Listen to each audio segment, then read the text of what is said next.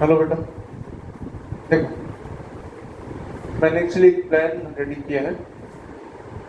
First point हम electrostatics करेंगे, then rotation motion, फिर कैपेसिटर प्लस करंट इलेक्ट्रिसिटी,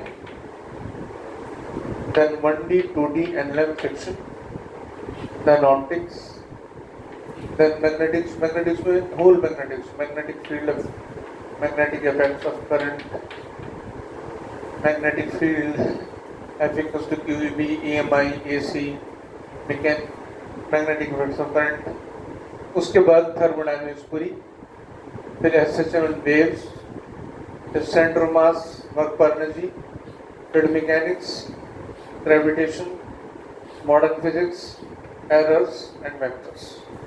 अब ये मैंने टेंटेटिव प्लानिंग की है और तुमसे एक सजेशन भी चाहिए कि अगर ये ओके है तो ठीक, और इसमें कुछ चेंजेस करने हैं तो मैं चेंजेस भी आगे पीछे कर दूंगा। लेकिन एक चीज़ मैंने क्या की है इसमें कि शफल किया टॉपिक्स को। शफल करने से क्या होता है, कंफर्ट रहता है।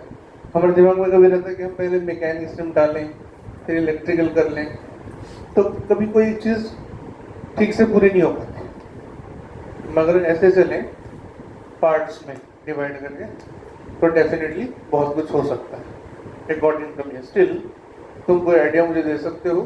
और इसमें भी मैं तुम्हें बता दूं, जैसे रोटेशन का अब मैं तुम्हें जो एक लेक्चर देने जा रहा हूँ, इसका प्रोसेस कैसा रहेगा, मैं टॉपिक पे एक ब्रीफ रिव्यू दूंगा लेक्चर वीडियो बना के, फिर तुम्हें एक असाइनमेंट दूंगा, फिर तुम असाइनमेंट करोगे, फिर असाइनमेंट में तुम्हें जो डाउट्स आएंगे उस डाउट के सॉल्यूशन का एक वीडियो बना के दूंगा।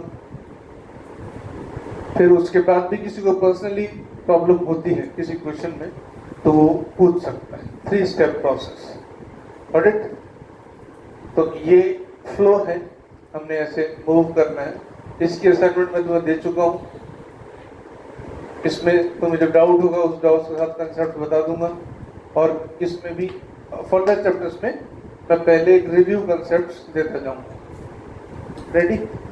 चेंजेस बता देना मुझे, और मैंने उसके बाद तुम्हें स्टडी प्लानिंग और बतानी है कि हमें जो ये 2 मंथ्स का टाइम मिला है उसको कैसे करना है। वो मैं पूरा एक सेशन ही अलग से बनाऊंगा। अभी मैं टॉपिक की बात करता हूँ, रोटेशन मोशन। तो हमारा जो सेशन है, this is about quick and smart review.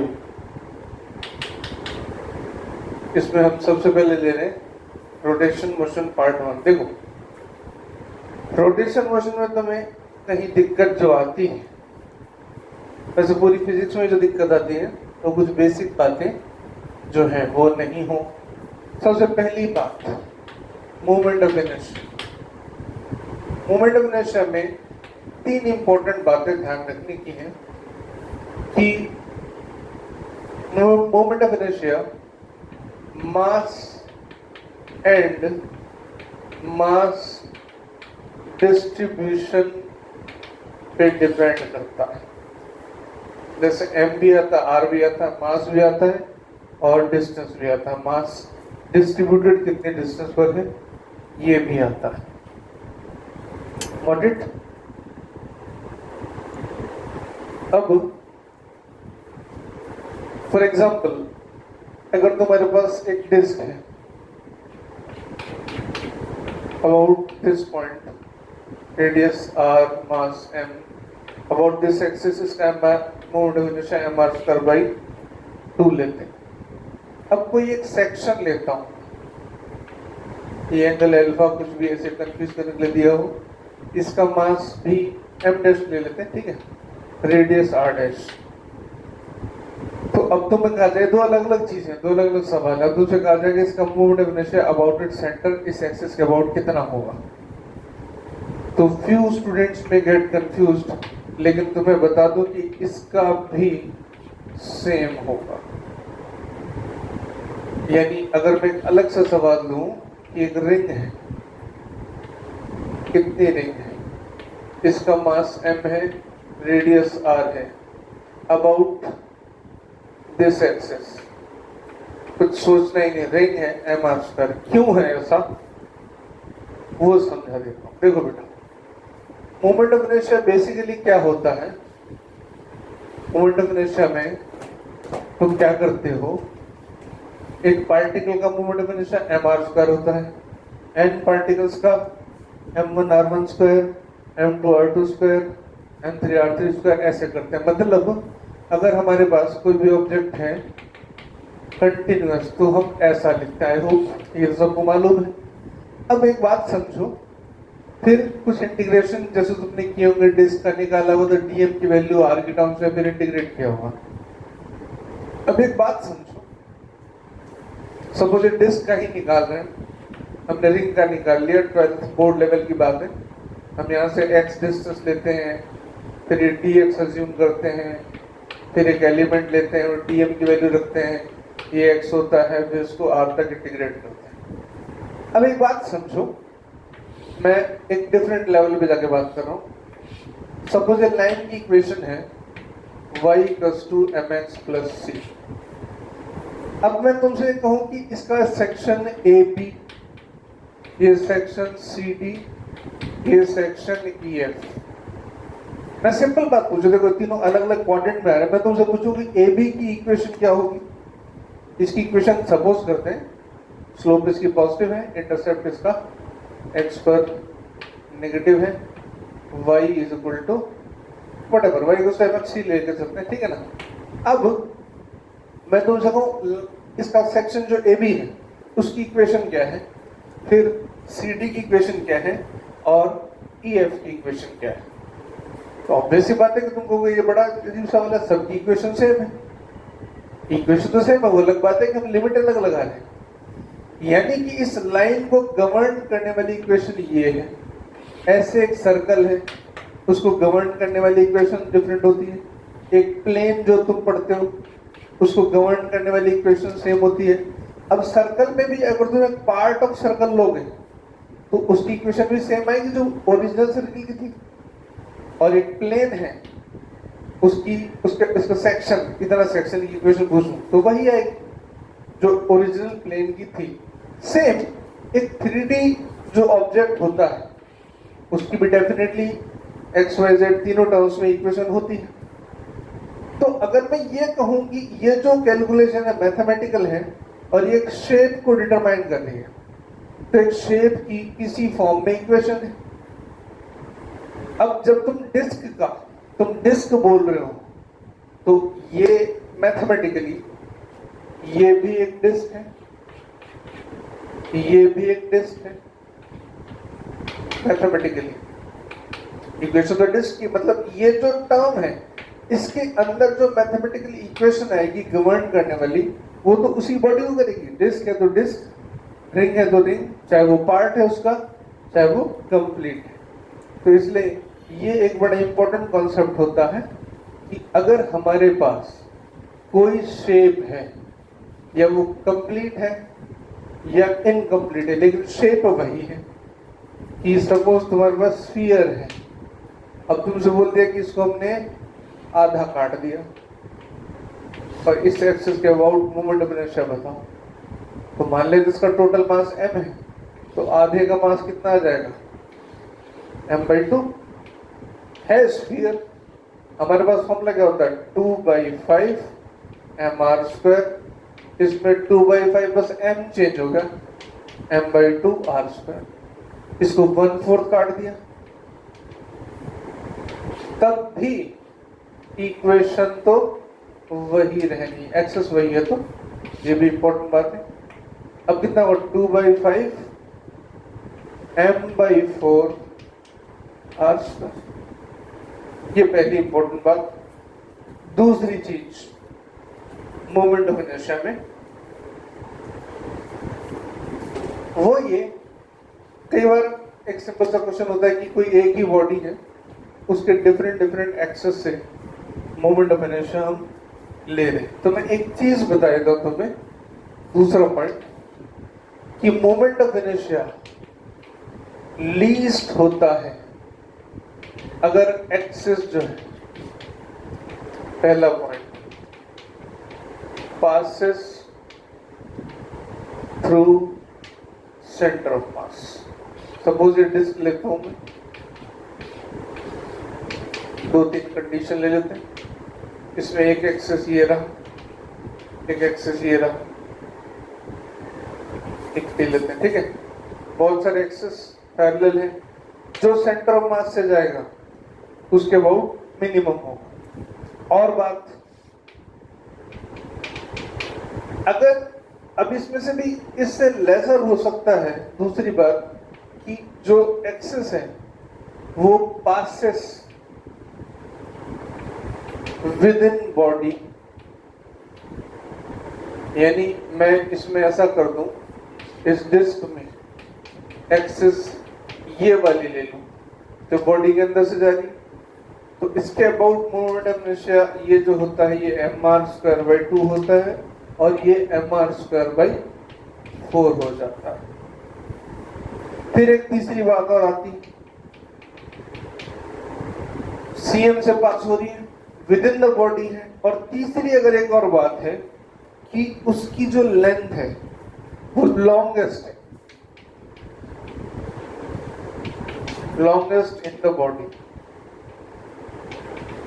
और कोई एक्सिस में ये तीनों बातें हैं तो उस एक्सिस के about moment of inertia minimum आने वाला है इन एवरी केस। तुम इसको आराम से चेक करके देख सकते हो मल्टीपल सिचुएशंस में।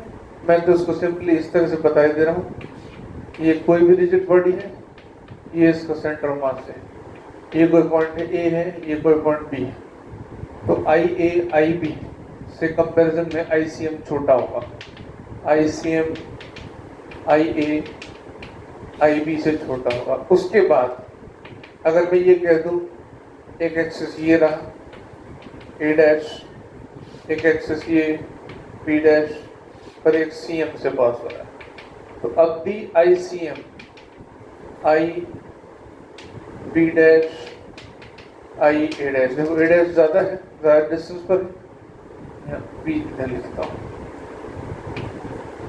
ए सबसे ज्यादा दूर है तो उससे एम आई सबसे ज्यादा होगा।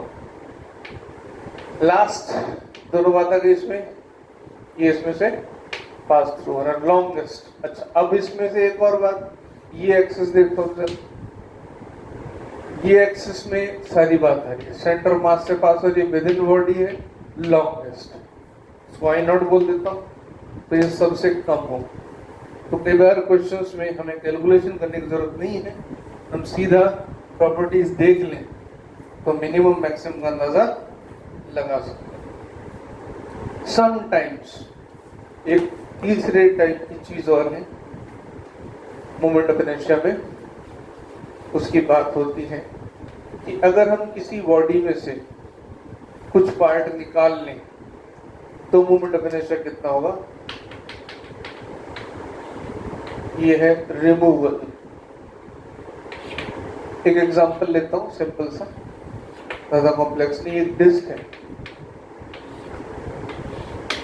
इसकी रेडियस है r, इसमें से यहां से एक डिस्क को r/2 रेडियस की डिस्क को रिमूव कर दिया, बाहर निकाल दिया। अब पूछा गया कि बचे हुए पार्ट का मास कितना होगा। सपोज ये टोटल मास m था, तो सपोज ये एक्सिस O है, जो ओरिजिनल डिस्क का इनिशियली जो कंप्लीट डिस्क का moment of inertia of course I nought equals to mr²/2 था। अब जो पार्ट निकाला गया है वो ये डिस्क है, ये छोटी disc, r/2 radius, mass m dash. देखो m proportionate to pi r square, m dash proportionate to pi r/2 whole square, तो m डैश हो गया m/4। I hope you understand. तो इसका खुद का जो m है इसको मैं 1 बोल देता हूँ, I1 m dash r/2 whole square by 2। m dash कितना m/4, ये आ गया r/2 का होल स्क्वायर 1/4 mr²/2 इसकी है, ठीक है।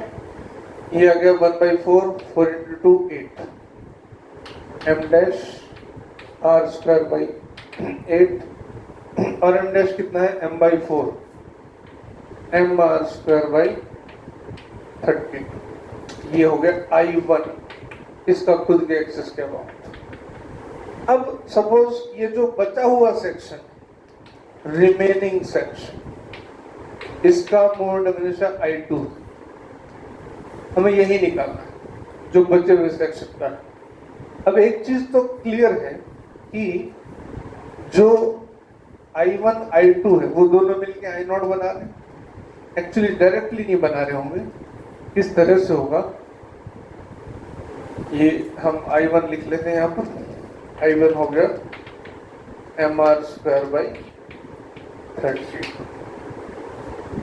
अब इस पॉइंट के अबाउट ये जो है बचे हुए सेक्शन का I2 है और इस पॉइंट के अबाउट इस डिस्क का जो MI है पैरेलल एक्सिस थ्योरम के अकॉर्डिंग वो हो जाएगा I1 plus total mass m dash into this distance square. मतलब IO जो हुआ इन दोनों से मिलकर जो बना वो I2 प्लस I1। समझते जा रहे हो ना? देखो ये I2 कौन जो बचा हुआ पार्ट है, I0 कौन टोटल, तो टोटल का MI बचे हुए पार्ट का MI प्लस रिमूव्ड पार्ट का MI। अब रिमूव्ड पार्ट में बस एक बात जो लगानी है वो पैरेलल एक्सिस थ्योरम कि उसका सिर्फ I नहीं है इस एक्सिस के अबाउट, उसका I1 इसके अबाउट था, I1 इसके अबाउट नहीं है, इसके अबाउट हो गया I1 प्लस इसका मास लिखा था m डैश, डिस्टेंस है r/2 होल स्क्वायर।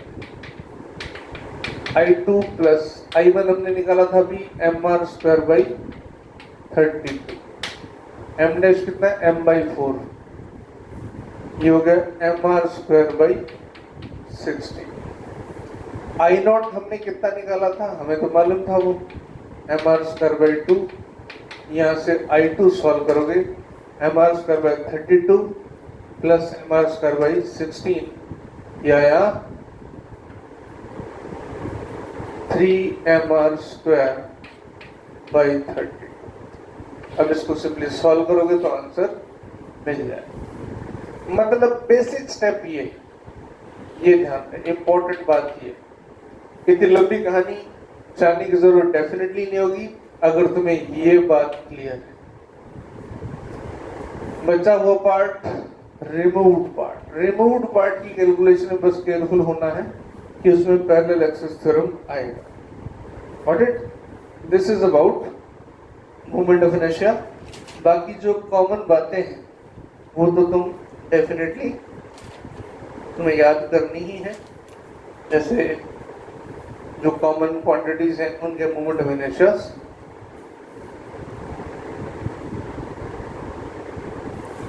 इसके बाद हम आते हैं टॉर्क पर। टॉर्क को लेके चर्चा काफी सारे एस्पेक्ट्स पे होगी। पहले बिल्कुल सिंपल बात करता हूँ, बेसिक बात जल्दी से।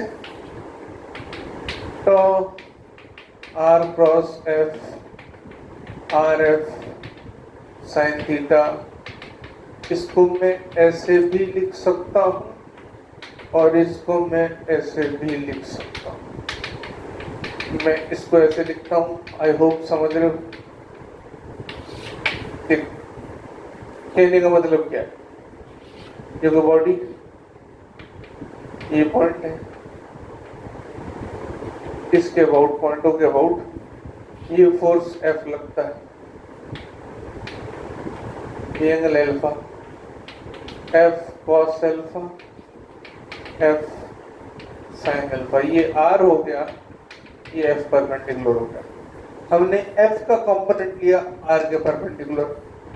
कुछ केसेस में हमें R पे जाना पड़ेगा,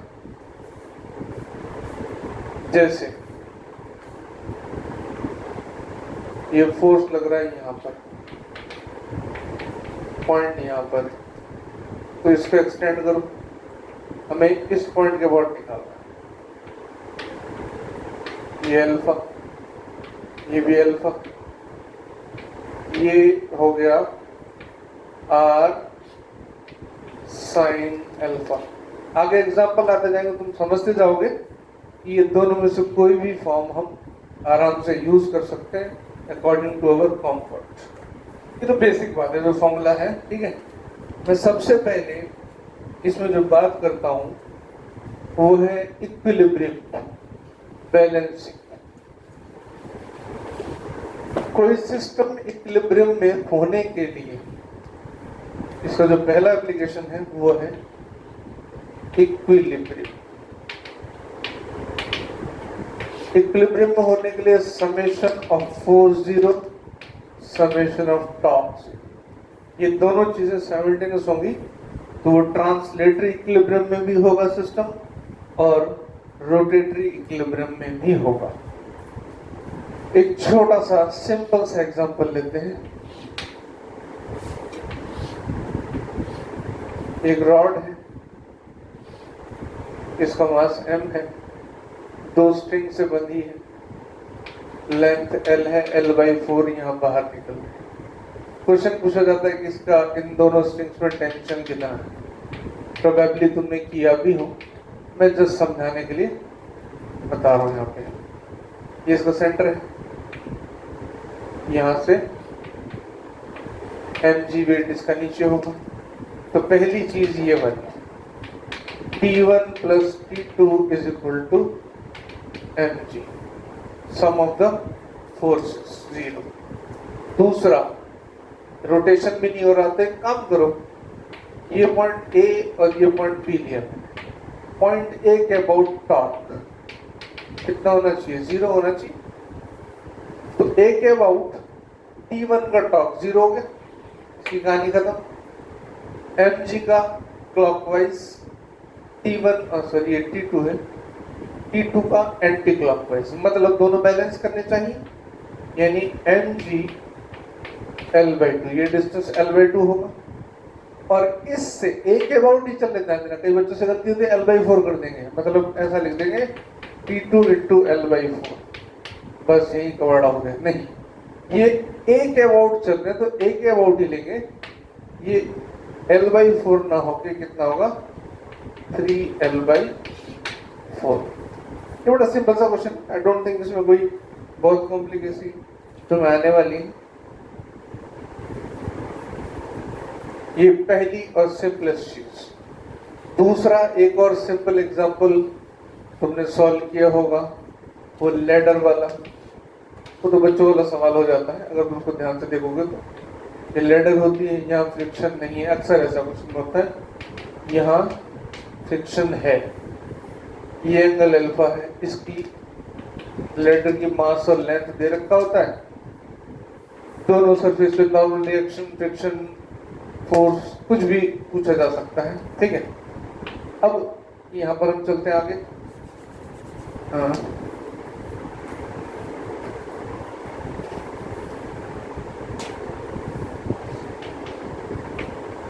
mg नीचे डेफिनेटली, इधर n1 नॉर्मल रिएक्शन और इधर n2। इस पॉइंट पर इसकी टेंडेंसी इधर स्लाइड होने की होगी, फ्रिक्शन इस तरफ लगेगा। अब यहाँ पर पहले समेशन ऑफ फोर्सेस जीरो करते हैं। तो पहले फोर्सेस x के लॉन्ग बैलेंस करो, फिर y के लॉन्ग। x के लॉन्ग n2 लेफ्ट है, f राइट है, तो n2 is equal to f, पहली बात। दूसरी बात, वर्टिकल में n1 is equal to mg। अच्छा, अभी हमारे पास दो इक्वेशंस हैं और अननोन तीन है, n1 n2 f। एक इक्वेशन और चाहिए टॉर्क की। अच्छा, टॉर्क कभी मल्टीपल फोर्सेस होती हैं, तो टॉर्क हम प्रेफर करते हैं उस पॉइंट के अबाउट लेना जिस पॉइंट से मैक्सिमम फोर्सेस पास हो। पॉइंट ए से टॉर्क लेते तो n1 का जीरो हो जाएगा, फ्रिक्शन का जीरो हो जाएगा।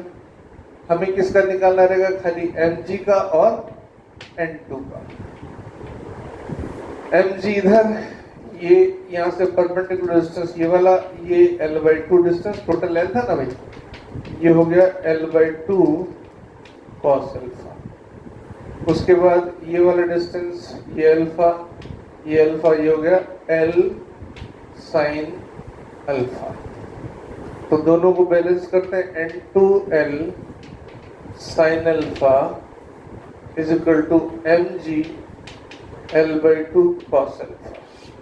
तीन इक्वेशंस, यहाँ से n2 आराम से निकल रहा है साफ साफ, n2 is equal to mg/2 cos alpha. n2 आ गया, f निकल जाएगा, n1 की वैल्यू आराम से। ये तो सिंपल बातें हुई। इसके बाद एक बड़ा इंटरेस्टिंग टॉपिक होता है, इक्विलिब्रियम में ही लिया जाता है, टॉपलिंग। टॉपलिंग दो तरह के होती है, या तो प्लेन सरफेस में या इंक्लाइंड सरफेस में। मैं टॉपलिंग की बात करता हूं। देखो, टॉपलिंग को सिंपल जो अपनी लैंग्वेज है, गुजराती में भी और जो है इसको हिंदी में भी, लुढ़कना, कोई चीज लुढ़क जाए, ऐसे कोई चीज टेबल रखी उसको चेयर रखी तो उसको लुढ़का, टॉपलिंग मतलब लुढ़क। ये एक ऑब्जेक्ट है, इस ऑब्जेक्ट पे हमने यहां से फोर्स लगाया, और पहला केस ले रहा हूं मैं, केस फर्स्ट, जिसमें लिखा मिलेगा तो मैं friction is sufficient so that it can topple, और फोर्स भी कह दिए कि ये क्यूब है, इसका मास m है, यहां से h हाइट पे फोर्स लगा दिया। तो क्वेश्चन पूछ लिया कि फोर्स की वैल्यू दे दी, सपोज कह दिया mg जो है वो सपोज करो 50 न्यूटन है, और साइड A जो है वो 20 सेंटीमीटर है, तो h रखा suppose 12 centimetre, and friction is sufficient, पहले बोल दिया, स्लाइड नहीं करेगा सीधा। तुम जैसे कोई हैवी सी चीज है उसको तुम धक्का दे रहे हो तो लुढ़कना है उसने, तो कह दिया फ्रिक्शन सफिशिएंट है, और ये टॉपल करने के लिए कम से कम फोर्स कितना चाहिए। तो यहाँ एक सबसे इंपॉर्टेंट समझने वाली बात जो है कि क्या होगा, इसका mg स्टार्टिंग में नीचे,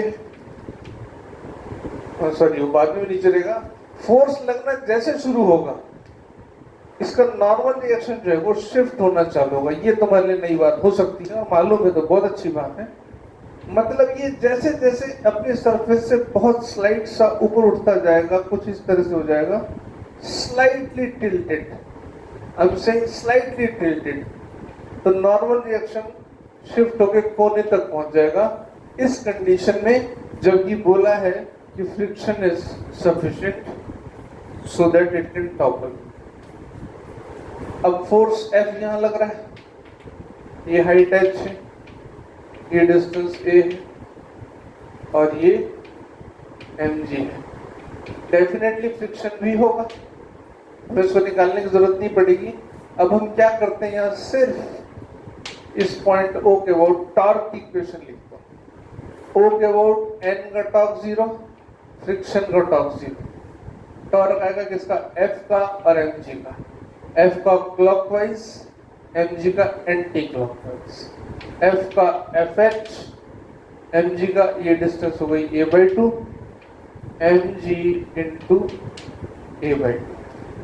अब इस क्वेश्चन के अकॉर्डिंग पूछा गया कि फोर्स कितना चाहिए, तो mg a/2 upon h values रखें और आंसर निकालें। ये बड़ा सिंपल सा एक क्वेश्चन है।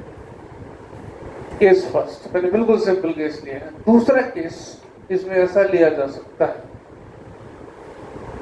कि हम ये कहें कि फ्रिक्शन सफिशिएंट नहीं है, तब फ्रिक्शन कितना हो ये टॉपल करे, फ्रिक्शन कितना हो ये टॉपल ना करे, ऐसी कुछ कंडीशंस अगर हमें दे दी जाए।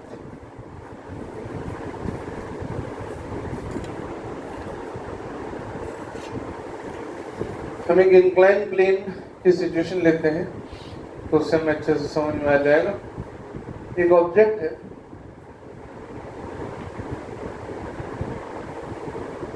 इसकी ये साइड ए है, ये बी क्यूबॉइडल है, ठीक है, ये एंगल अल्फा है।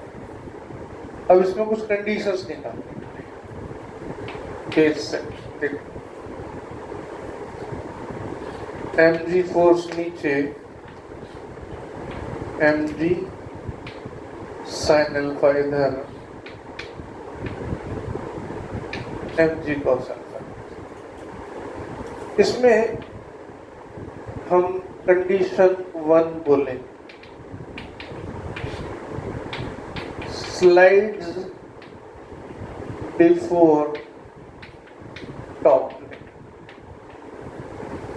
मतलब स्लाइड कर जाए नीचे टॉपल किए बिना। नॉर्मल रिएक्शन इधर है, फ्रिक्शन इधर है, और फ्रिक्शन की मैक्सिमम वैल्यू म्यू एन होती है।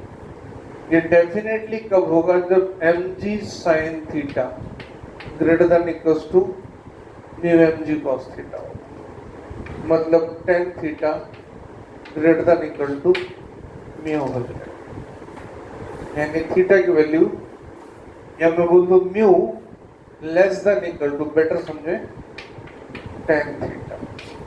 तो नीचे स्लाइड कर जाएगा बिना टॉपल। अब कंडीशन 2 ले, कंडीशन 2 ये है, टॉपल्स बिफोर स्लाइडिंग, यानी टॉपल करे स्लाइड करने से पहले। अब ये ध्यान रहे, यहाँ पहली कंडीशन है mu less then tan theta.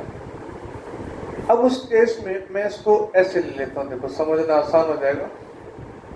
इधर फोर्स कौन सा है? mg sine theta. इधर कौन सा है? mg cos theta. इसको इधर खींच रहा था, नॉर्मल रिएक्शन शिफ्ट करेगा इस तरफ। वर्च, देखो नॉर्मल रिएक्शन यहाँ से कहीं भी हो सकता है, लेकिन अभी मैं सिंपल केस ले रहा हूँ कि नॉर्मल रिएक्शन पूरा शिफ्ट कर गया और ये टॉपल करने जा रहा है। अब फ्रिक्शन इस तरफ होगा, गॉट इट? अब एक चीज क्लियर है, ये साइड थी A और ये B, इस पॉइंट के अबाउट चलते,